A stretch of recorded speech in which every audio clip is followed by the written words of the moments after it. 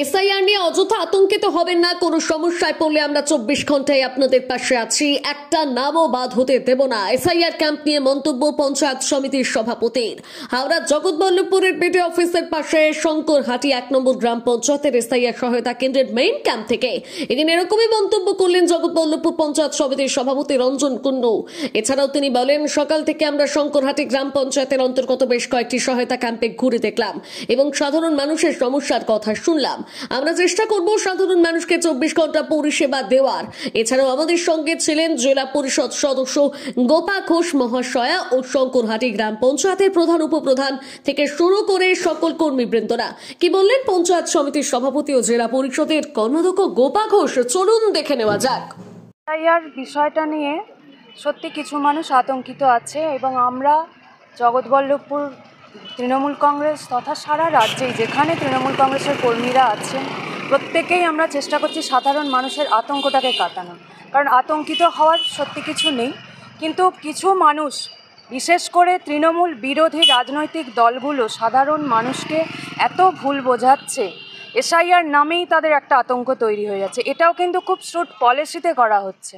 সেটা আমরা তৃণমূল কংগ্রেসের পক্ষ থেকে জনপ্রতিনিধি হোক বা দলীয় কর্মীরা প্রত্যেকেই চেষ্টা করছে আতঙ্ক মুক্ত করার, কারণ আতঙ্কিত হবার সত্যি কিছু নেই। হ্যাঁ, এটা খুব দুর্ভাগ্যজনক যে আমাদের দেশের নির্বাচন কমিশন এমন একটা কর্মসূচি ঘোষণা করলেন এবং সেটাকে নিয়ে রাজনৈতিক দলগুলি, তৃণমূল বিরোধী দলগুলি, মূলত বিজেপি, এমন আতঙ্কের একটা আবহাওয়া তৈরি করছে সেখানে প্রাণহানি পর্যন্ত হচ্ছে। এই প্রাণহানির দায়টা কার? অবশ্যই নির্বাচন কমিশনের, কারণ এই আতঙ্কটা সৃষ্টি করার দায়টা তাদেরকে নিতে হবে, তারাই ছড়িয়েছে। এই প্রাণগুলো আর ফিরে আসবে না। এই রকমভাবে একটা কর্মসূচি করা এবং স্বচ্ছতার অভাব এই জায়গাটাতে যেখানে এই আতঙ্কটা আসছে। এসআইআর মানেই মনে হচ্ছে তারা বোধহয় ভারতীয় নয়, তাদেরকে বাংলাদেশ বা অন্য কোথাও চলে যেতে হবে, যেটা সম্পূর্ণ ভিত্তিহীন। এই মৃত্যুর দায়টা কিন্তু নির্বাচন কমিশন তথা বিজেপিকে নিতে হবে। নির্বাচন কমিশন বিজেপির দালালের মতো কাজ করছে।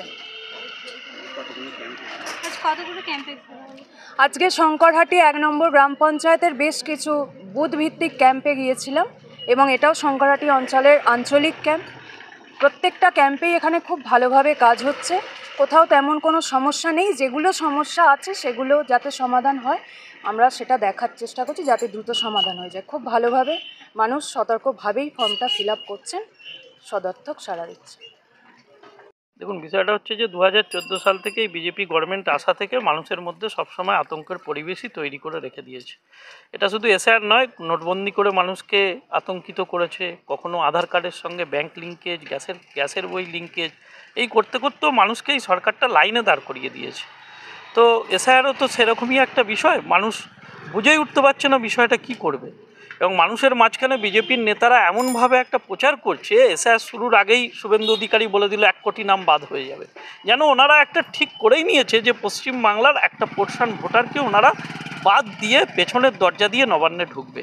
কিন্তু একটা জিনিস মাথায় রাখুন, মমতা বন্দ্যোপাধ্যায় আমাদের নেত্রী, আমাদের সেনাপতি অভিষেক বন্দ্যোপাধ্যায়, তাদের নির্দেশে প্রত্যেকটা তৃণমূল কংগ্রেসের কর্মী, জনপ্রতিনিধি, বিধায়ক থেকে শুরু করে জেলা পরিষদ কর্মাধ্যক্ষ থেকে শুরু করে আমি পঞ্চায়েত সমিতির সভাপতি, এখানে প্রধানরাও রয়েছে, মেম্বাররা রয়েছে, আমাদের দায়িত্ব একটাই, একটা ভোটারও যাতে এই ভোটার তালিকা থেকে না বাদ যায় সেটা আমাদের সুনিশ্চিত করা। এই দায়িত্ব আমাদেরকে দল দিয়েছে, সেটা আমরা করে চলেছি।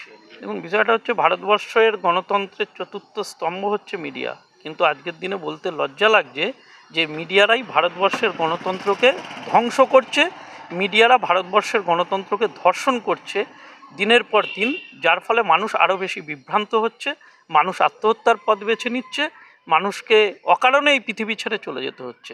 এর দায় যেমন একদিকে নির্বাচন কমিশনের থাকবে, এর দায় যেমন অমিত শাহ, নরেন্দ্র মোদীদের নিতে হবে, এর দায় গণতন্ত্রের চতুর্থ স্তম্ভ মিডিয়ারও একটা অংশকে নিতে হবে। আজ কতগুলো বুথে ঘুরলেন? দেখুন, শঙ্করহাটি 1-এ আমরা প্রথম দিন এইখানে ক্যাম্পটা, আঞ্চলিক ক্যাম্পটা উদ্বোধন হয়েছিল, সেদিনও আমার বিধায়ক, আমি, গোপা ঘোষ, জেলা পরিষদ কর্মাধ্যক্ষা, প্রধান সকলেই ছিলাম। এরপর আমাদের লক্ষ্য প্রতিটা বুথে বুথে এই ক্যাম্পকে ছড়িয়ে দেওয়া।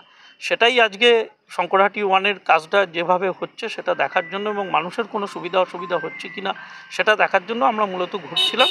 এবং তাতে আমরা দেখতে পাচ্ছি আমাদের দলের কর্মীরা খুব সুন্দরভাবে নিষ্ঠার সঙ্গে দিনরাত এক করেই কাজটা করে চলেছেন এবং প্রত্যেকটা মানুষের পাশে থেকে তাদেরকে সাহস জুগিয়ে এই এসআইআর ভীতি কাটাবার চেষ্টা করছেন।